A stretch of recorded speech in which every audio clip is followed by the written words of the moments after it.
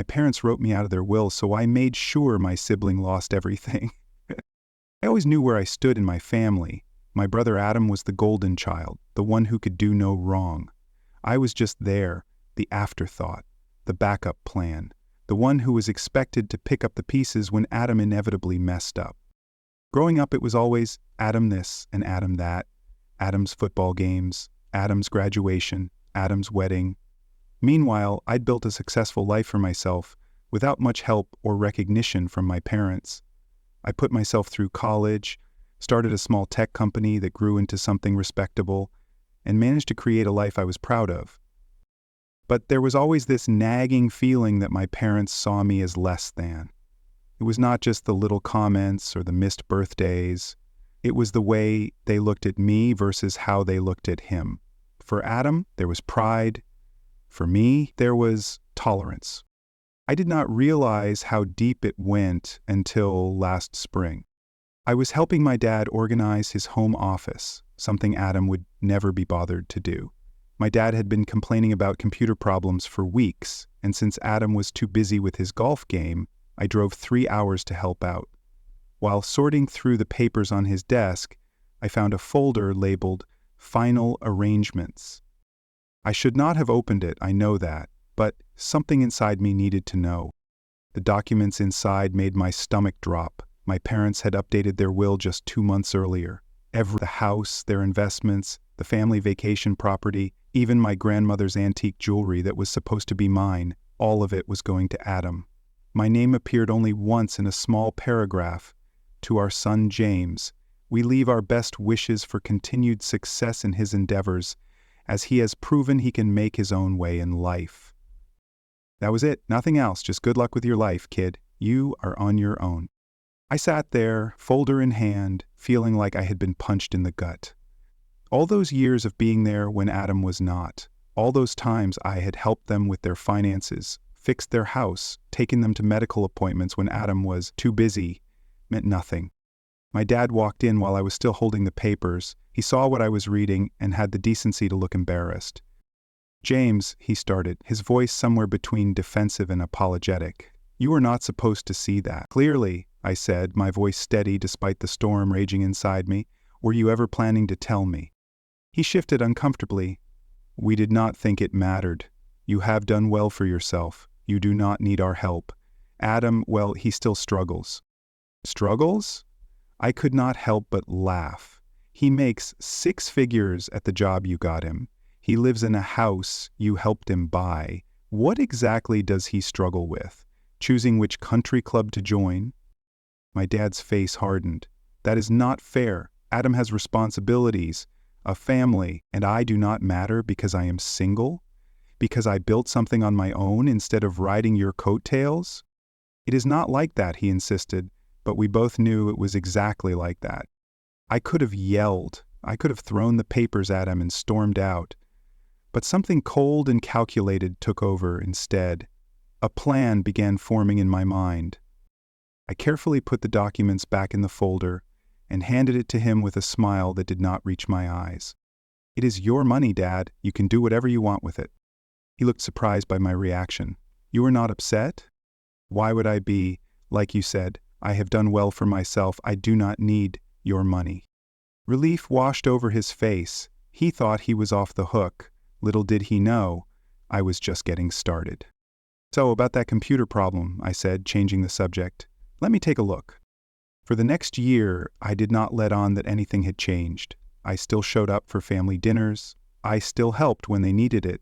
I still listened to them brag about Adam and his accomplishments while barely acknowledging mine. But inside, I was working on something they never saw coming. My parents had always been terrible with finances. My dad was a doctor who made good money but had no idea how to manage it.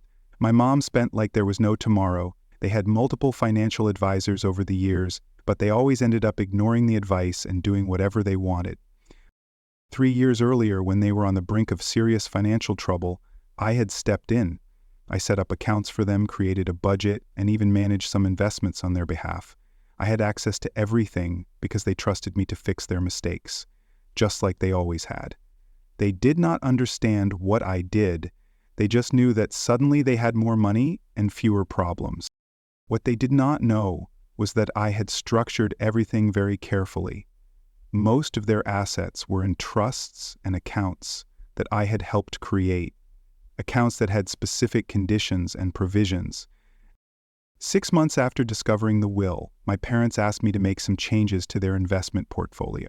They wanted to liquidate some assets to help Adam buy a vacation home.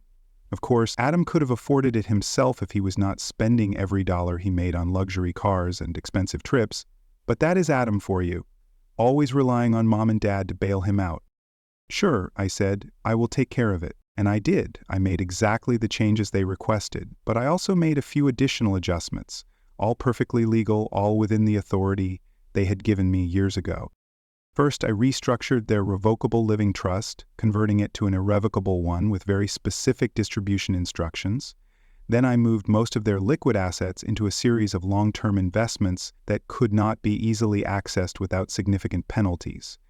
Finally, I created a charitable remainder trust that would activate upon their death, directing a substantial portion of their estate to a list of charities they had supported over the years.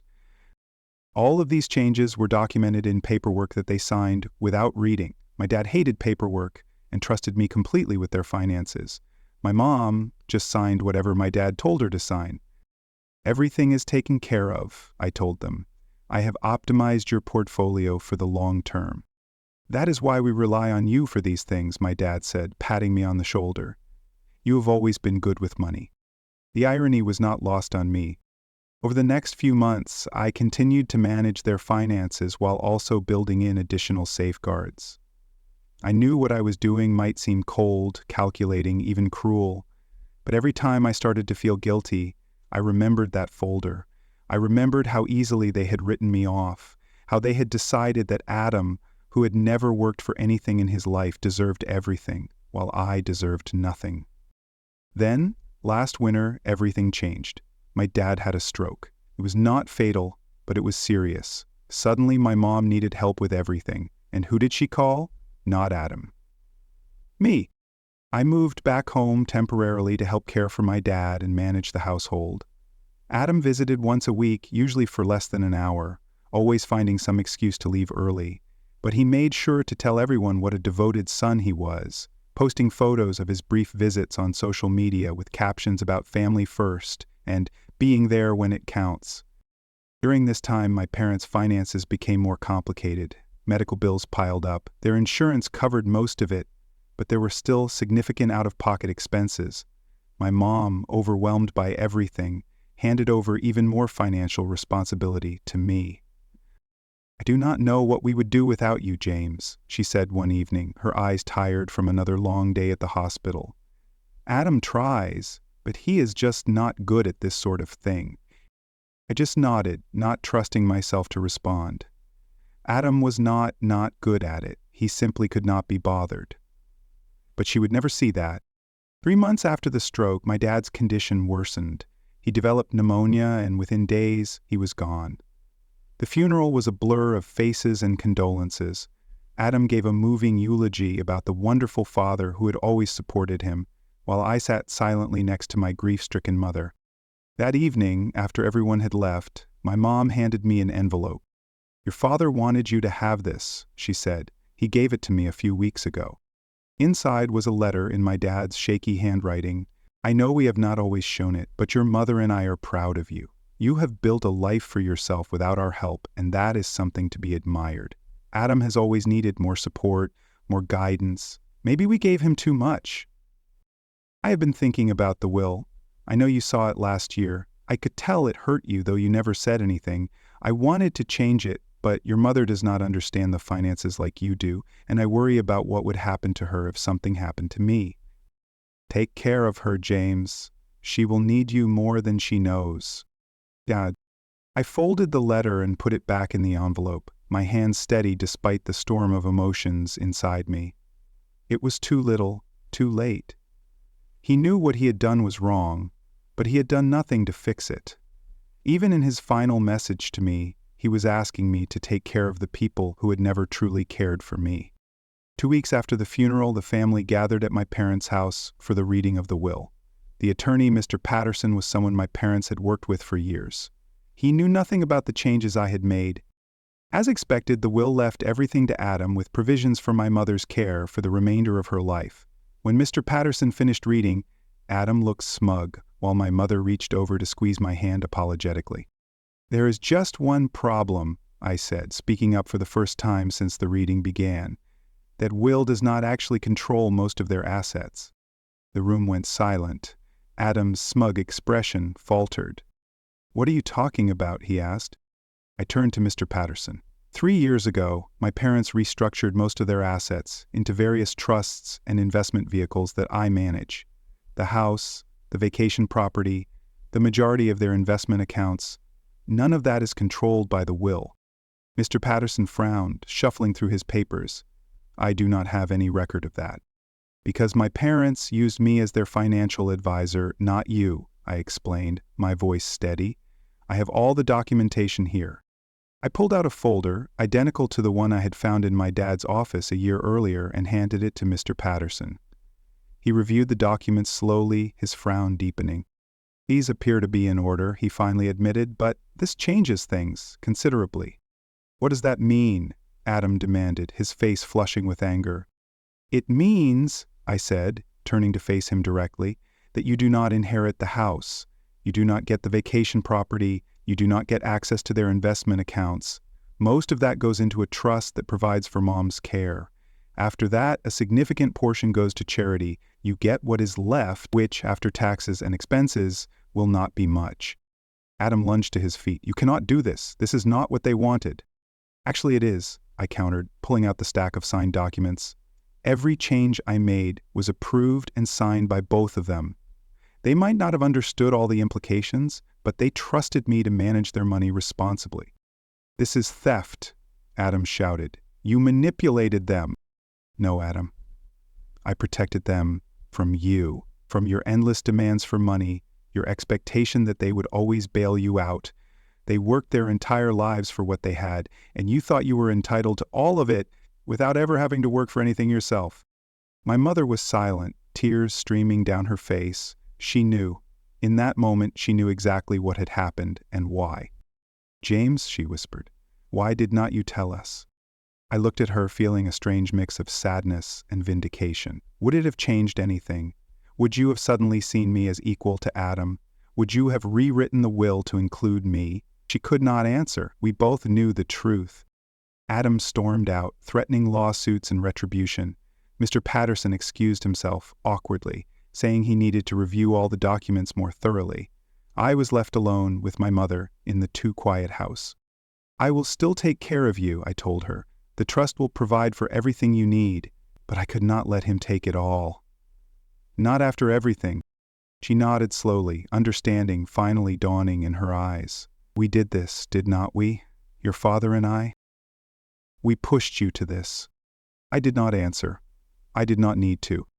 In the end, Adam did try to contest everything. He hired expensive lawyers and dragged the whole thing through court for months. But the documents were airtight. I had made sure of that. He lost, and in the process he drained what savings he did have. The irony was not lost on anyone. The golden child, the one who had been given everything, ended up with nothing, and the afterthought, the one who had been written out, ended up controlling it all.